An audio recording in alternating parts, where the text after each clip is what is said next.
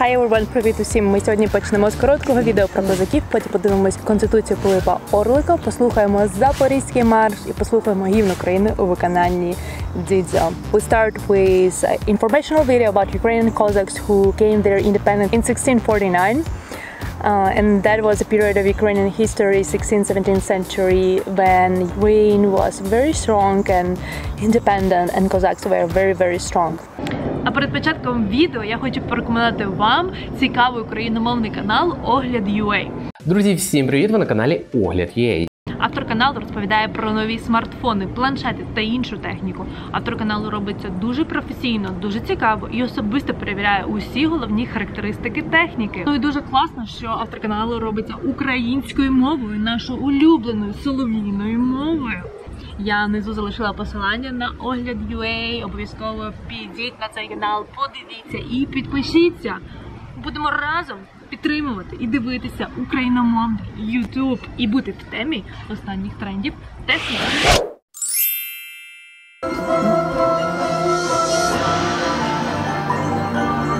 A tiny island in the middle of the mighty Dnieper River with a big role in Ukrainian history. For centuries, Хортиця has provided spiritual sanctuary and helped define Ukrainian identity. After all, this is the birthplace of the national icon, the Zaporizhian Cossack. In Ukraine, when you want a little boy to stop crying, you tell him, "Tysh Kozak, be a Cossack."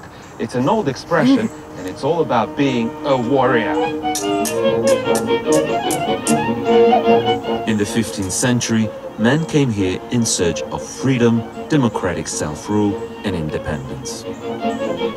They trained, they fought, they defended their faith, and became the stuff of legends. Here, being a Ukrainian Cossack is something to be proud of and to show off to visitors.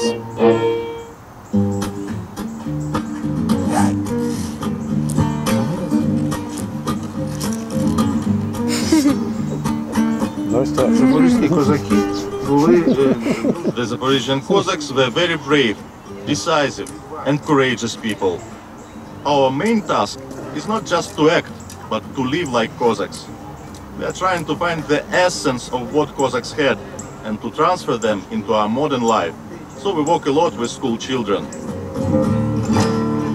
In our times, the war has kindled the spirit of patriotism in society. So it seems to me the Cossacks will have a lot of work to do now. What? That is impressive. The waters around the island are brimming with remnants of its history. Dmytro Kobalia is one of many archaeologists painstakingly restoring these treasures.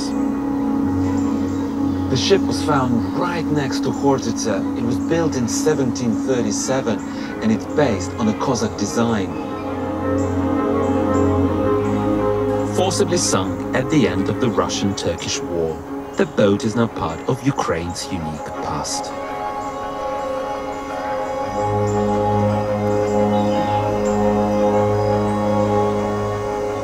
It's not just Хортиця's history that makes this place so special. On the other side of the island, in the stillness of the trees, there's something else that draws people here. With the touch of a flame, pagans start their ancient ritual. Якщо ви ще не підписані на ніна-україна, обов'язково підпишіться внизу. Якщо вам подобається дивитися відео як це, то поставте лайк. А ми переходимо до Constitution of Ukraine, which was in 1710, very, very early.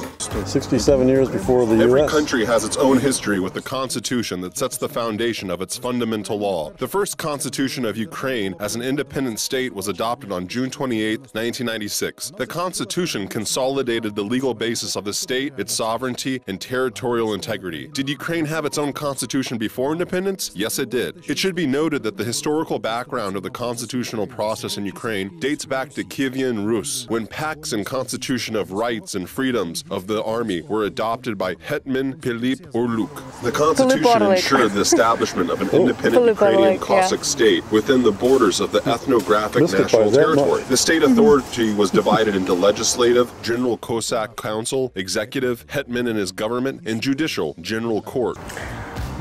All right, and let's have a look at this constitution. So it's one of the world's first constitutions empowering the citizenry and introducing the separation of powers long before the American and French constitutions were enacted. Could you please read the preamble and the main articles for us? Thank you so much. Oh, you're welcome. The preamble briefly discusses Cossack history, the rise of the Zaporізький Січ, and its downfall when after Bogdan Khmelnytsky it rebelled against the Polish-Lithuanian Commonwealth and ended up serving Imperial Russia. According to the introduction, using all available means, Moscow limited and nullified rights and freedoms of the Zaporizhian host and eventually subjugated the free Cossack nation. Ivan Mazepa's politics and alliance with Charles XII of Sweden are explained as logical and inevitable, mandated by the need to free the homeland. The independence of the new state from Russia is given as the primary goal of the Benderi Constitution. Articles 1 through 3 dealt with general Ukrainian affairs. They proclaimed the Orthodox faith to be the faith of Ukraine and independent of the Patriarch of Moscow. The Sluch River was designated as the boundary between Ukraine and Poland. The articles also recognized the need for an anti-Russian alliance between Ukraine and the Crimean Khanate. Articles 4 through 5 reflected the interests of the Zaporizhian Cossacks, who constituted the overwhelming majority of the Benderi emigration. The hetman was obligated, A, to expel with the help of Charles XII the Russians from Zaporizhian territory, B, to grant the town of Trakotimiria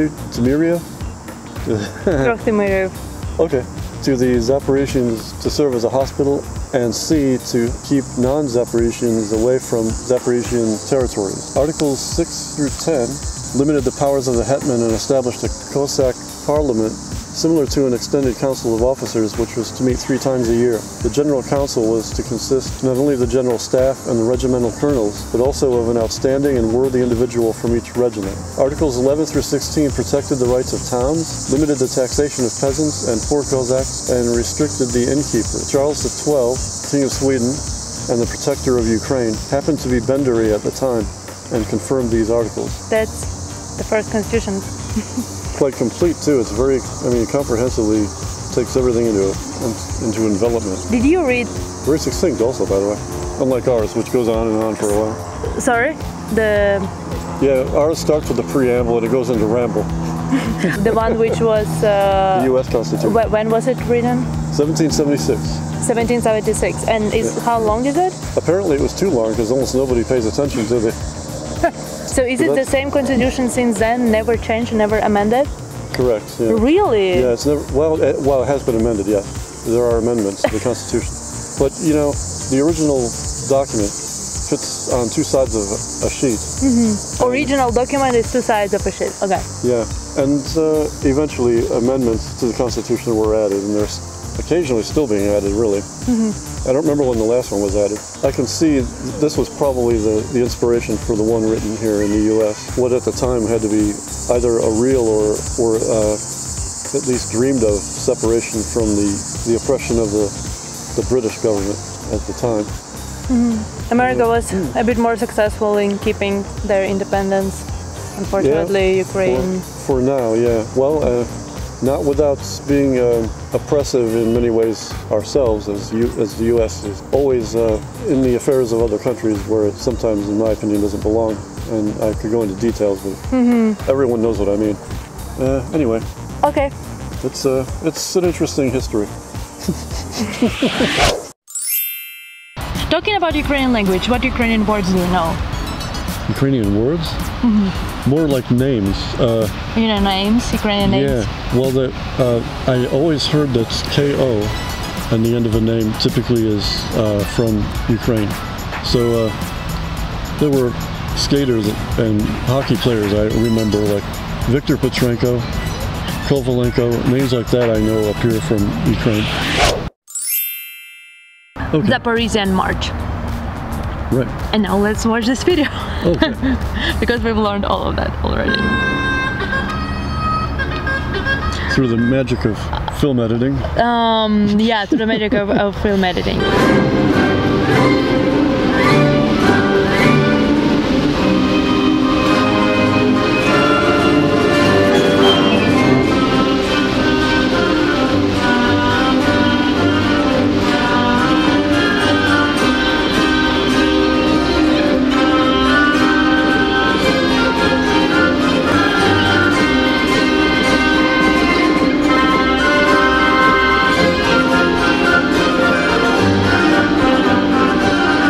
Uplifting. Yeah. Yeah, it really is. Uplifting. Yeah. Now, it goes from major to minor, but even the minor... The from what? The chords go from major to minor. That section right there was all major chords. But even the ones that had minor chords, like A minor, I think I hear in there, still have an uplifting quality. It's sort of... I guess the word I would use is exhilarating. Exhilarating. Even when it's minor, it's exhilarating. Exhilarating. Yeah. By the way, that type of hair that's like classical Cossack hair, you have no hair, and then just this long hair in the middle of your head. I think that's making a comeback. Actually, Zaporizhian March is an expressive Ukrainian folk musical art that was preserved and revived by bandurist Yevhen Adamtsevich. The march became more famous after its arrangement with Viktor Hutzel, who merged the march with the folk song about Doroshenko and Sagaidachny. So this is like the short intro to this, like just to give you a background of where it comes from. What's interesting that the person who wrote it was blind. Was he ever able to see in his lifetime at any point? I wonder if that might make a difference in how he views the world or how he would have written this. Євген Адамцевич, чи він осліп при життю, чи він народився таким? Якщо ви знаєте, напишіть у коментарях. That would be nice to know, actually, because other writers who are blind have such a view of the world that you can't even tell that they were ever sight impaired. So it's interesting that they're able to present themselves in this unique way, and they're much more alert and can feel things the way other people cannot. Yeah, sometimes with even greater intensity. Yeah. So what's interesting about that was performed in Ukraine first time in 1970, then 74. The public loved it a lot because it praises Ukrainians and Cossacks and Zaporізька Січ. And what's interesting that then it was performed in Moscow in their big theater, and after that it became an interest of party leaders who were worried of very heightened spiritual atmosphere among the audience. And it was forbidden to be performed. Oh, interesting. Communists have carefully studied the notes, checking them with songs of this. Oh, that's very, very interesting. Well, that makes sense, because that was a very paranoid era of time. З піснями січових стрільців порівнювали росіяни, комуністи. Yeah. That's an interesting part of history there. So it was 17-2, and then it took 12 years to be allowed to perform it again, like 12 years. Once they thoroughly checked it out. It became to sound, and then in the 1980s, it was widely used, throughout Ukraine was gaining the independence, and the Soviet Union was getting weaker and weaker in late 80s.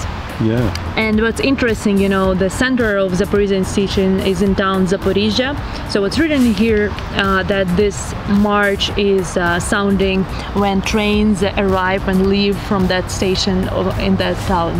Якщо ви з Запоріжжя, напишіть, будь ласка, чи ви чули Запорізький марш на станції вашого потягу при відправленні або прибутті, або якщо ви проїжджали повз Запоріжжя. На жаль, ще не була, мені дуже хочеться відвідати. Okay, so I'm very curious, how would you feel about it, and would you feel that there was something scary there, that Communist Party was so concerned about it? It is fascinating that they thought to check it like that. There must have been an example of something that did have something hidden within it, and they decided to see if that did too. Otherwise, somebody's paranoid just ran amok. It was something like that. I mean, I guess during Soviet Union there were a lot of worries that each separate part of Soviet Union will start thinking too much of themselves, and that would lead to them leaving the Soviet Union. So that's why those kind of things were prosecuted. And also in those days, spies traveled by hiding things in hidden, well, they were in plain sight quite often. Normal everyday things, devices, letters, or telegrams. So all that sort of thing was being investigated very carefully in those days. Yes. Yeah, and that some people were even like scared to say that they oppose the current regime, and sometimes there were cases that neighbors, when they didn't like you, they would go and report you, and you will get a lot of issues for that. So you can imagine. Yeah.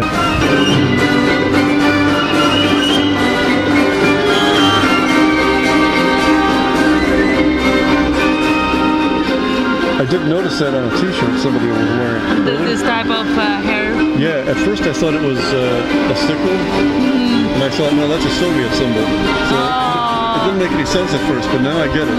It was his hair, actually. Got it. It's not Soviet, it's actually... right. Yeah, this is fantastic.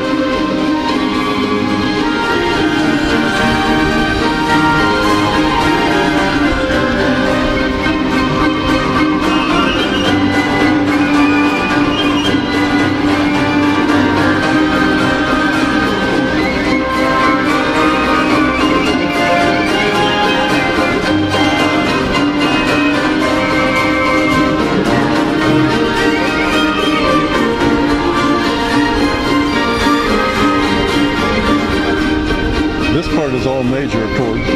Major chords. Then that's minor right there. But even that sounds... Yeah, that would inspire people.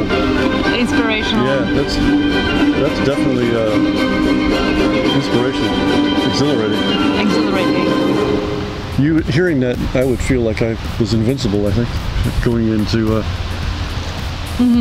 battle or something. Yeah, that's the kind of music that inspires.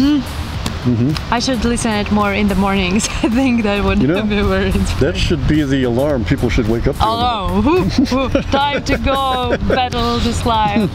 Do our best. Exactly.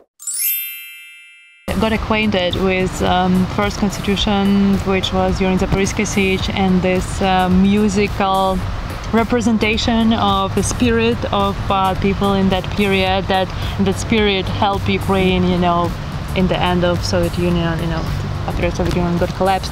And many people even think that should be the anthem of Ukraine, actually, because it's so uplifting.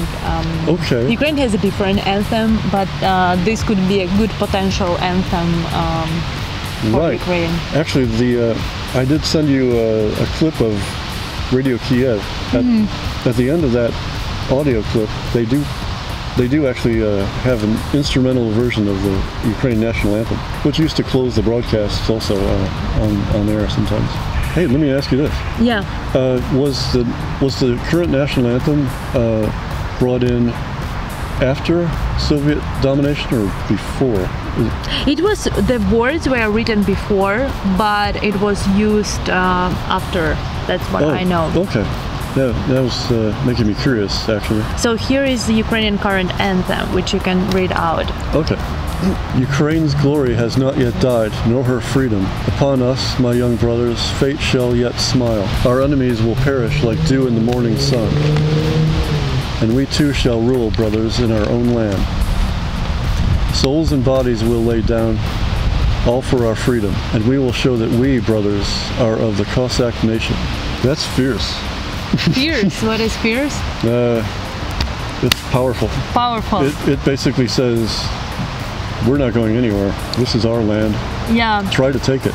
I love this anthem, and I was at this very pro-Ukrainian lyceum where we would sing this anthem every morning at 8:30. And one moment that I always was questioning is the first part, Ukraine's glory has not yet died. Like, that formulation was like, it's gonna die, but you know, it can sound like this. It could be interpreted like has not yet died. Yeah, actually the way I read that is that attempts have been made already to destroy us and none of them have worked. I see. Yeah. I like that interpretation. I like that interpretation. That is amazing. Right. We're still here is basically that. We're still here and we're gonna be there. The glory will not die. Okay, Right. and that's a performance of this chorus, but one of our most famous singers at a soccer stadium in Kharkiv. Okay.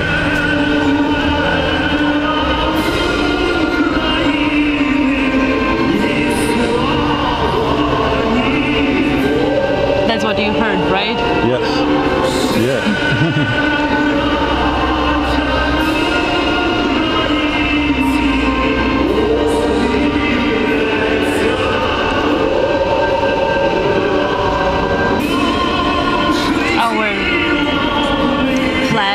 Blue and yellow, that's Ukrainian flag. Right. Now, does blue represent the sky and yellow represent some kind of flower? Wheat field or Wheat field? sunflower. Wheat, sunflower, yeah. Okay, that was my guess. Wow, that's an amazing guess. Oh, thank you. Maybe more of a lucky guess.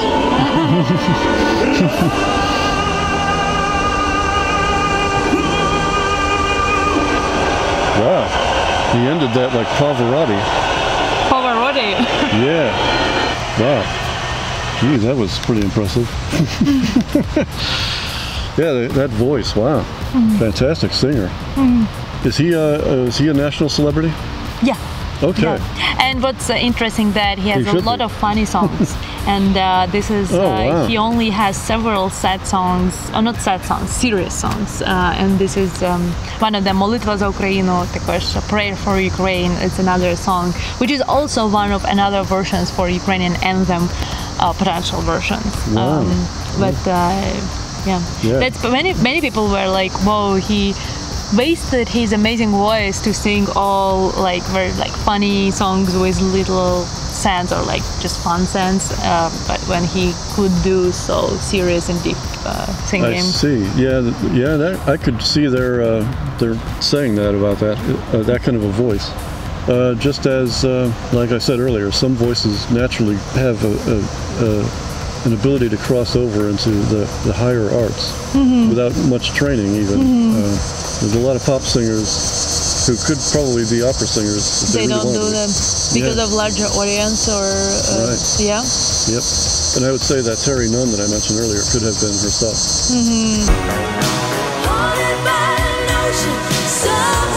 Anyway, that's what a fantastic voice. Thank you so much. Дякую вам дуже за перегляд. Якщо вам сподобалось, лишіть лайк. Перевірте, чи ви підписані на канал Ніна Україна. Тут багато реакцій американців на Україну, українську культуру, українську музику. Я передаю вам привіт з Америки. І ми дуже скоро побачимося за вами у наступних відео. Па!